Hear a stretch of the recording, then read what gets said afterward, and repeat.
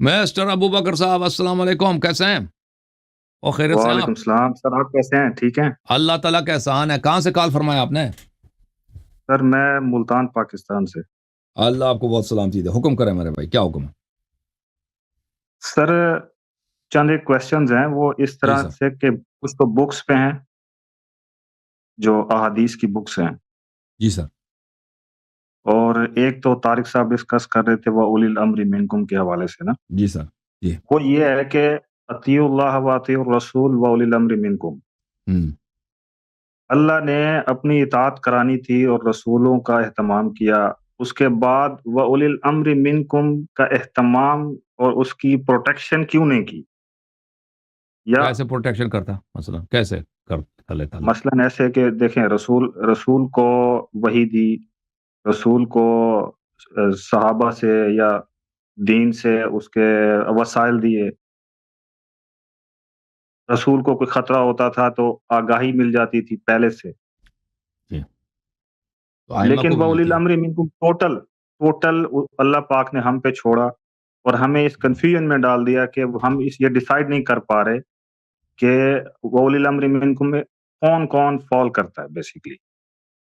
اہل تو تشیع کے یہ ہے نزدیک کہ صاحب فرما رہے دیکھیں، کہ اللہ امام تعالیٰ یہ تو مہدی ہیں۔ کرتا ہی نہیں نا۔ اللہ تعالیٰ تو ہادی ہے، اللہ تعالیٰ ہادی ہے، قرآن ہادی ہے، نبی صلی اللہ علیہ وسلم ہادی ہے۔ یہ ہے کہ کسی کو آپ کنفیوژن میں ڈال دیں، یہ اللہ تعالیٰ کے شان کے خلاف ہے۔ تو اس نے دین بھیجا ہے ہدایت کے لیے، اور اس میں بیان نہ ہو، مگر یہ کہ لوگ بعد میں چھپائیں۔ لوگ اگر بعد میں چھپا دیں، بعد میں اس کو چینج کریں، وہ اللہ کی جانب سے نہیں ہے۔ یہ قرآن کا فرمان ہے، وما علی رسولنا الا بلاغ المبین۔ ہمارے رسول صلی اللہ علیہ وسلم پہ بلاغ مبین واجب، ان کا کام یہ ہے کہ واضح طور پہ لوگوں کو سمجھائیں۔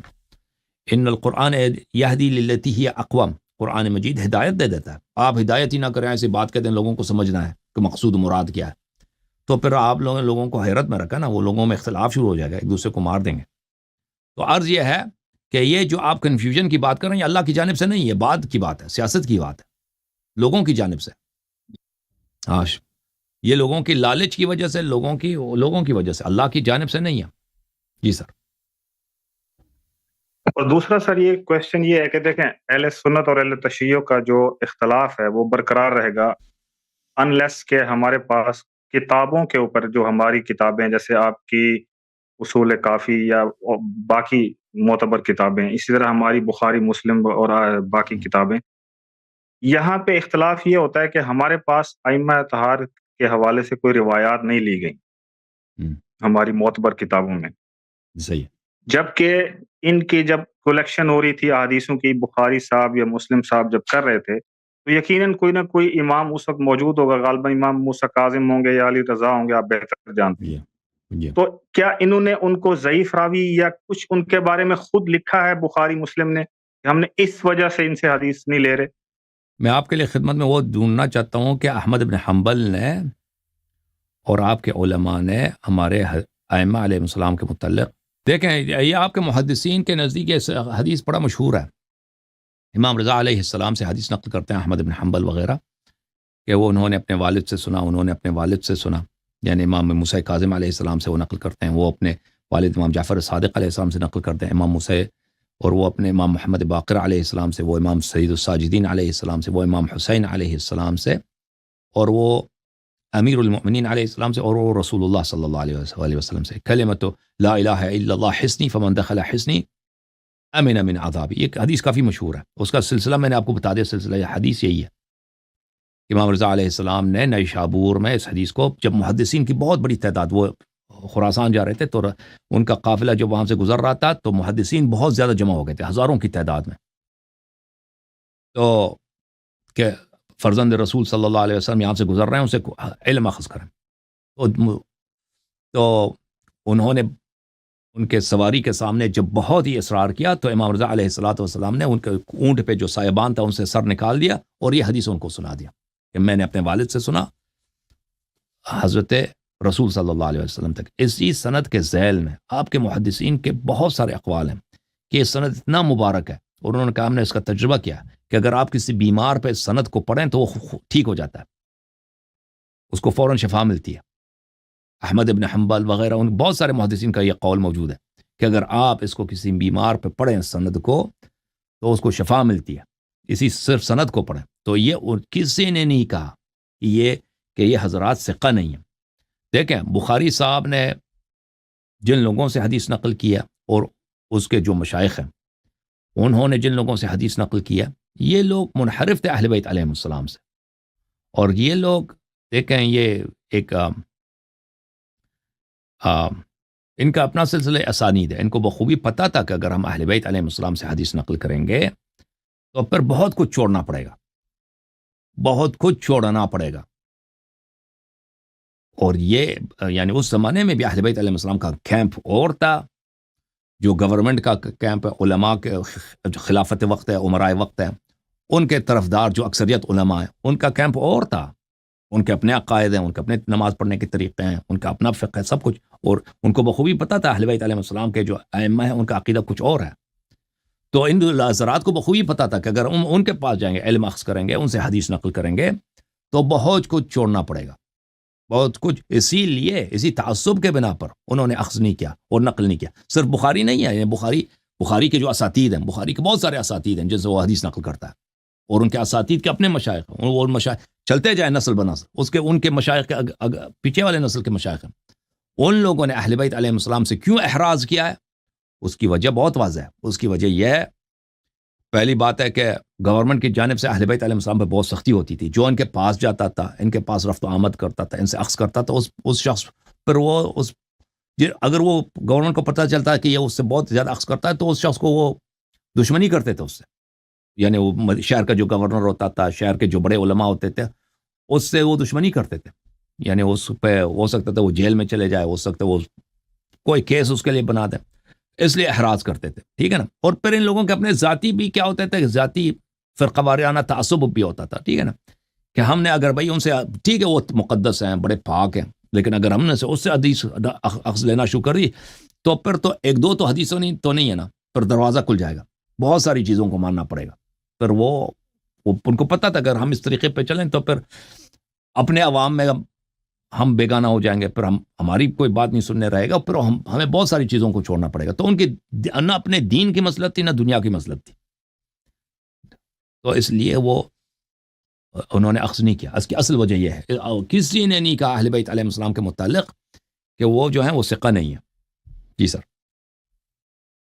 تو دوسری بات یہ ہے کہ اگر ائمہ اطہار کے حوالے سے تو انہوں نے نہیں کہا, مثبت لکھا ہمیشہ, لیکن جو آپ کے کتاب کے مصنفین ہیں جیسے ابن کتاب سلیم ہو گئی, تو اس کے بارے میں تو خاص طور پہ ائمہ اہل سنت یا آج کل کے علماء بھی خاص طور پہ مولانا اسحاق صاحب یہ تو بڑی فصاحت سے یہ بیان کرتے تھے کہ یہ اس کتاب کی کوئی حیثیت نہیں ہے, بمشکل کافی میں 900 حدیثیں ٹھیک ہیں جو کہ صحیح درجے میں فال کرتی ہیں.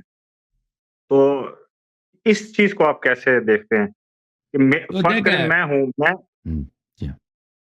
میں اس چیز کو دیکھتا ہوں کہ اگر میرے نزدیک یہ کتابیں یکجا ہو جائیں, اسی طرح اصول پہ بھی ہو جائیں, تو میرے لیے ماننا کوئی بڑی بات نہیں ہے. کہ دیکھیں ایک ہم مستظن تو رکھ سکتے ہیں کہ آپ کہہ رہے ہیں کہ وہ جو بخاری مسلم تھے وہ ڈرتے تھے, انہوں نے, چلو میں کہتا ہوں کہ انہوں نے تقیہ کیا, یار ہم نہ پکڑے جائیں.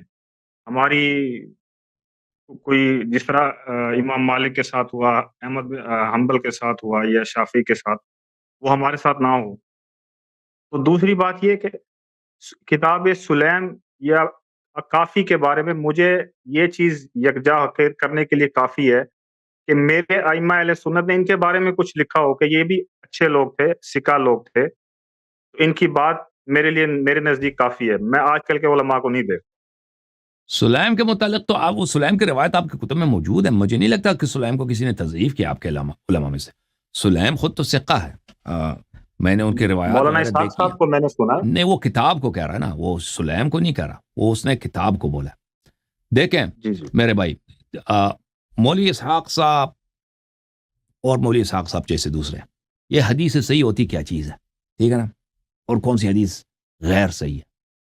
یہ حضرت رسول صلی اللہ علیہ وسلم سے کوئی تو حدیث توڑی ہے کہ کون سی حدیث صحیح ہے کون سی حدیث ضعیف ہے. اس کا کوئی شرعی معیار توڑی ہے. اس کا معیار کس نے بنایا؟ علماء نے خود بنایا. علماء نے, ہر مذہب کے علماء نے اپنے اجتہاد کے طور پر صحیح حدیث کے انہوں نے تعریف کی ہے، ٹھیک ہے نا. رسول صلی اللہ علیہ وسلم کے زمانے میں دیکھیں، اگر آپ اس مسئلے پہ سوچیں، یہ بہت انسان کو بیدار کرنے والی چیز ہے کہ دیکھیں رسول صلی اللہ علیہ وسلم آئے، دنیا سے چلے گئے، 50 سال گزر گیا، 100 سال گزر گیا، 150 200 300 سال گزر گئے، اور عصر تدوین حدیث پہنچا ہے. وہ زمانہ پہنچا کہ اب حدیثوں کی کتابیں لکھی جا رہی ہیں. دیکھیں رسول صلی اللہ علیہ وسلم کے سے کوئی حدیث ایسے نہیں ہے کہ اصول حدیث کیا ہے. تم جب حدیث اخذ کرتے ہو کس معیار کے مطابق اخذ کرو، سند ہونی چاہیے، سند نہیں ہونی چاہیے، ٹھیک ہے نا. شروع کے زمانے میں سند ہوتا ہی نہیں تھا، یہ بعد میں علماء نے ان کو بنایا.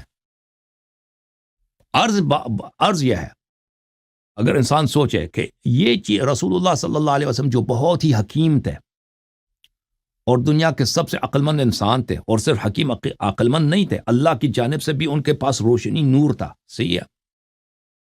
اور وہ سلف کے انبیاء کے اور پچھلی امتوں کے داستان کو بھی بخوبی جانتے تھے کہ ان کے ساتھ، ان کی شریعت کے ساتھ کیا ہوا ہے. پرانے جو انبیاء تھے ان کے اقوال کے ساتھ، ان کے احکام کے ساتھ کیا ہوا ہے. کچھ کو بلایا گیا ہے، ضائع کیا گیا، اور کچھ میں اس میں اضافے کی گئی، یعنی ان کے شرائع میں چینجز آ گئی.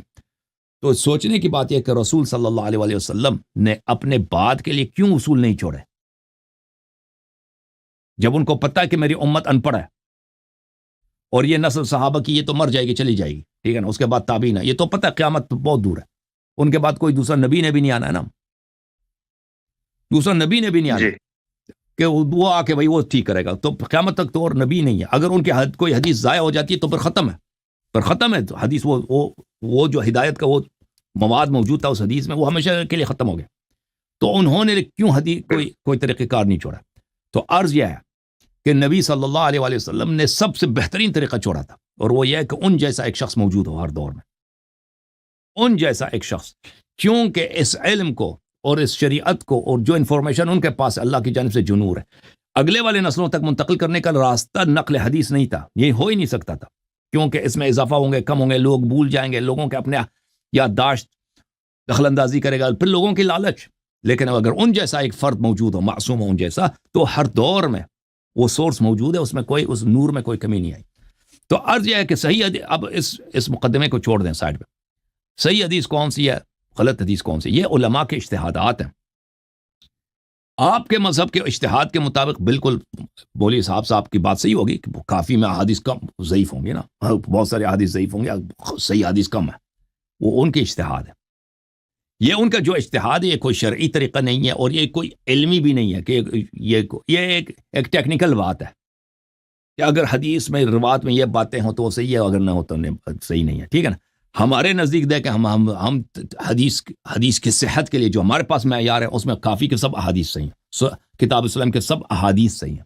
تو یہ ڈیپینڈ کرتا ہے میرے بھائی کہ آپ صحت کا معیار آپ کے پاس کیا چیز ہے. تو وہ دیکھنا یہ ہوگا نا کہ کس ڈیفینیشن اور طریقہ کار کس کا زیادہ بہتر ہے، کیونکہ ہم اپلائی کریں دونوں کا مقیاس کریں کہ حدیث کے صحیح ہونے کا، صحیح ہونے کا کہ یہ حدیث ویلڈ ہے، صحیح ہے، یا حدیث غیر معتبر ہے، اس کے کرائٹیریا کیا ہے. پر جو کرائٹیریا صحیح ہوگا پھر دیکھ لیں گے نا ہم کہ کافی میں زیادہ صحیح حدیث ہے یا نہیں، یا بخاری مسلم میں زیادہ صحیح حدیث ہے، ٹھیک ہے. وہ اس پہ ڈیپینڈ کرتا ہے، اور یہ ایک علمی بحث ہے. اگر کوئی وقت کوئی شخص چاہے تو میں اس کے لیے حاضر ہوں. ایک اور کویشچن تھا، اگر آپ اجازت دیں ارتاز کے معاملے پہ. بولیں. وہ یہ تھا کہ میں نے آپ کو سنا ہے، آپ کہتے ہیں کہ حضرت عمر فاروق نے صحابہ کو ہائی جیک کر لیا تھا، ایک گروہ کو. جی سر. تو ہمیں تھرو آؤٹ اگر ہم اس واقعے سے پہلے دیکھیں تو ایسا کردار نہیں ملتا جس میں وہ بڑے ڈومیننٹ نظر آئیں خاص حلقے میں. تو اچانک کیسے وہ اتنے انفلوئنشل ہو گئے تھے کہ صحابہ ایک کے گروہ نے ان کی بات کو لبیک کیا اور رسول اللہ کے خلاف ہو گئے، جبکہ دوسرے ایک گروہ کہہ رہا تھا کہ ان کو کاغذ قلم دے دینا چاہیے. تو کیا ان کے اس ڈومیننٹ جی بولے آپ. عرض یہ ہے، یہ خلافت دیکھیں، رسول صلی اللہ علیہ وسلم دنیا سے جا رہے ہیں تو سب کو پتہ ہے، وہ خود کہہ رہے ہیں میں دنیا سے چلا جاؤں، ٹھیک ہے. اور رسول صلی اللہ علیہ وسلم رولر ہیں، لیڈر ہیں، نہ صرف لیڈر ہیں، اسپریچول لیڈر ہیں، روحانی مذہبی لیڈر ہیں، بلکہ ایڈمنسٹریٹو بھی لیڈر ہیں، حکمران وقت ہیں، ٹھیک ہے نا. ان کے بعد جو بنے گا وہ امیر ہوگا، امیر سے مراد یعنی حکمران ہوگا، حاکم وقت ہوگا. تو یہ ایک ایسی جیسے ابھی ہم اور آپ ہمارے زمانے میں دیکھتے ہیں نا، حکومت کے لیے لوگ لالچی ہیں، حاکم بننے کے لیے لوگ ہر کام کرنے کے لیے تیار ہیں. تو وہ زمانہ مختلف نہیں تھا. یہ انسانیت کا، بنی آدم کا شروع سے یہی تاریخ ہے کہ لڑائیاں جو ہوئی ہیں، خونے جو بائی گئی، اسی بات پہ لکھ ہوئی کہ کون لیڈر بنے بھائی، کون امام بنے، ٹھیک ہے نا، کون خلیفہ بنے، اس کو نام حاکم، پریزیڈنٹ، خلیفہ، بادشاہ، جو بھی کہہ دیں. تو رسول صلی اللہ علیہ وسلم دنیا سے جا رہے ہیں، اور یہ ان لوگوں کو بخوبی پتہ ہے کہ رسول صلی اللہ علیہ وسلم بوڑھے ہیں، وہ دنیا سے انہوں نے خود خبر بھی دی ہے کہ میں دنیا سے جا رہا ہوں. اور انہوں نے اپنے بعد اپنے اہل بیت علیہ السلام کو نامینیٹ کیا، اور اپنے بعد انہوں نے بالخصوص اپنے بھائی علی علیہ السلام کو نامینیٹ کیا.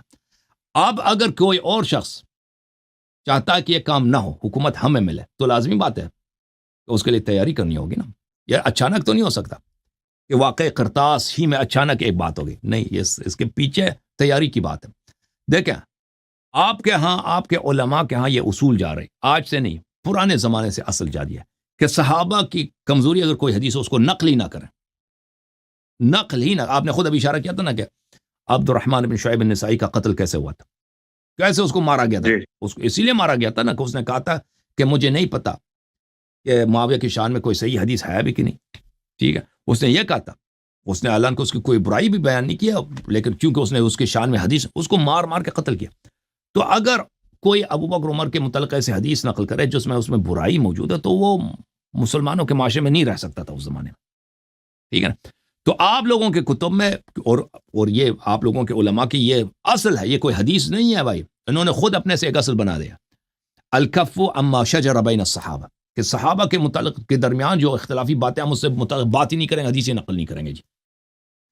تو اگر یہ ایک سیلف سینسرنگ کا ایک ہم سینسر کریں گے بھائی، تو لازمی بات ہے اگر وہ شروع ہی سے ان کا سیلف سینسرنگ کا طریقہ کار ہوگا، تو آنے والی نسلوں کے لیے بہت سارے انفارمیشن، بہت سارے ایونٹس، بہت سارے واقعات جو اس زمانے میں پیش آئے ان کو خبر ہی نہیں ہوگی، کیونکہ تم نے نقل ہی نہیں کیا بھائی، کیونکہ اس کے صحابہ کے آپس میں اختلافی باتیں ہیں. ٹھیک ہے نا.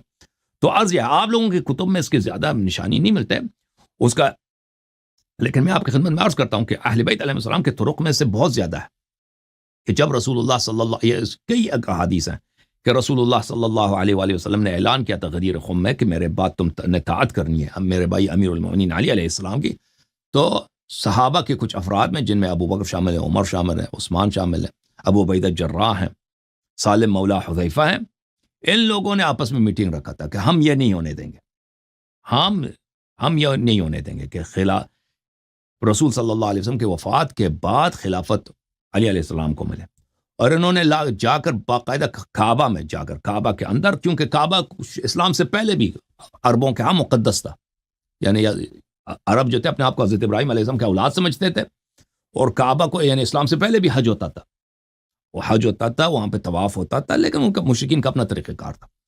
تو یہ کعبہ کے اندر جا کے انہوں نے باقاعدہ وہاں پہ ڈاکیومنٹ لکھا، ان پہ سب نے سائن کیا، ان 5 افراد نے، کہ اگر جب پیغمبر صلی اللہ علیہ وسلم دنیا سے چلے جائیں تو ہم حکومت ان کو نہیں جانے دیں گے. تو ان لوگ اس کام کے لیے انہوں نے مقدمات فراہم کیے ہیں اور بندوبست کیا ہے. تو لازمی بات ہے کہ اگر پیغمبر دنیا سے چلے جائیں ہم حکومت پہ کیسے قبضہ کریں گے، اس کے لیے میٹنگیں کی ضرورت ہے، اس کے لیے کام کی ضرورت ہے. تو یہ سب ان کا پورا ایک گروہ تھا کہ اور صحابہ میں بہت بڑی تعداد تھی جو لوگ حسادت کرتے تھے امیر المؤمنین علی علیہ السلام سے. تو وہ سب ان کے ساتھ ہو گئے. تو بالخصوص دیکھیں عرب کا آپ سائیکولوجی اگر آپ دیکھ لیں کہ عرب ابھی تازہ مسلمان ہوئے ہیں، کوئی بھی شخص ابھی مسلمان ہوتا ہے نا تو وہ اس کی جو پہلے جو تاریخ ہے، کلچر کے آثار ہیں، وہ فوراً نہیں مرتا. بالخصوص یہ ہے کہ اکثر لوگ جو مسلمان ہوتے ہیں نا، یدخلون فی دین اللہ افواجا، رسول صلی اللہ علیہ وسلم کے آخری 1-2 سال میں وہ ڈر کے مارے مسلمان ہوئے تھے، یعنی مشرکین کو قتل کیا جاتا اگر وہ مسلمان نہ ہوتے. ٹھیک ہے نا. تو بہت سارے مسلمانوں کی ایک بہت بڑی تعداد تھی کہ وہ محبت سے اسلام نہیں ہوئے تھے، وہ ایسے ہی وہ جان بچانے کے لیے مسلمان ہوئے تھے.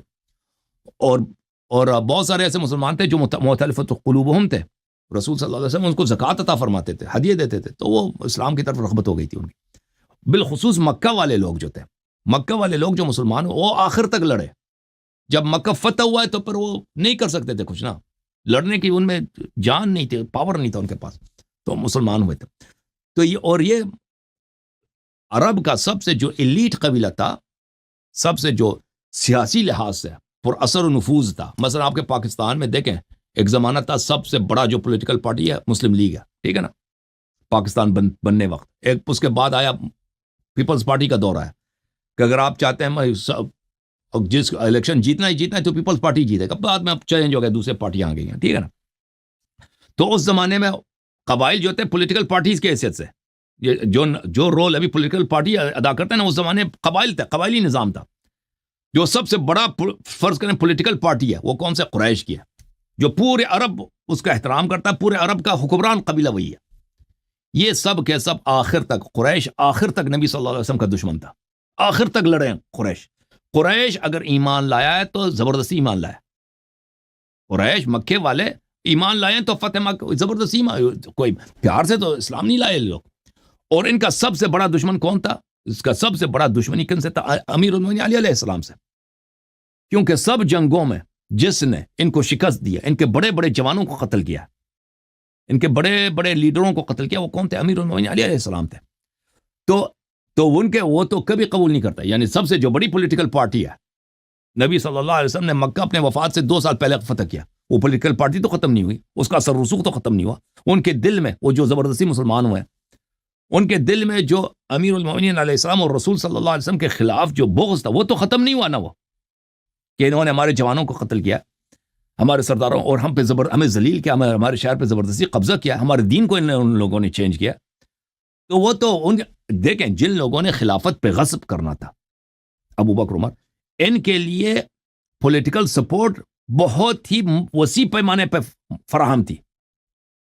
وہ کس لیے؟ وہ اس دشمنی کی وجہ سے، اس حسادت کی وجہ سے جو بنی ہاشم کے ساتھ تھا، بالخصوص امیر المومنین علی علیہ السلام کے لیے تھا۔